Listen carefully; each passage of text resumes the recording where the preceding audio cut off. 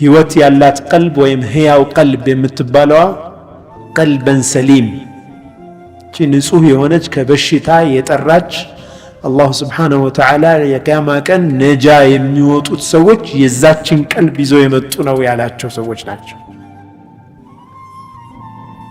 ኢላ መን አተላህ የውመ ላ የንፈዑ ማሉን ወላ በኑን ኢላ መን አተላህ ቢቀልብን ሰሊም።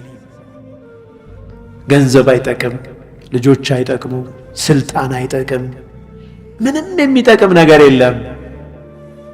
ምን ይዘው የመጡ ሲቀሩ ሀብታቸው ንብረታቸው እኔ ጋር ሲመጡ ይዘውት የመጡት ነገር ጤነኛ ልብ ይዘው የመጡ ሲቀሩ ይላል አላህ ሱብሓነሁ ወተዓላ።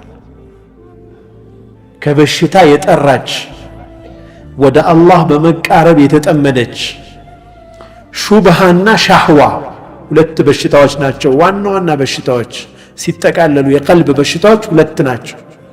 አንዱ ሹብሃ ነው፣ ብዥታ ነው፣ ጥርጣሬ ነው።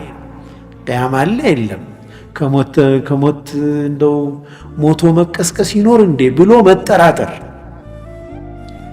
ያችን ሸይጣን ጣል ያደርጋል ሰውየው ላይ።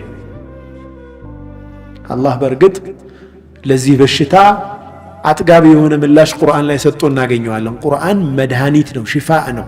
ሽፋኡን ሊማ ፊ ሱዱር አይደል? ልብ ውስጥ ላሉ በሽታዎች መድኃኒት ነው። ሁለተኛው ደግሞ የሻህዋ ሻህዋ ማለት ስሜት፣ ሚስበን ነገር፣ ሐራም የሆነ ነገር። እነኚህ ሁለቱንም ቁርአን መድኃኒት ሆኖ እናገኘዋለን።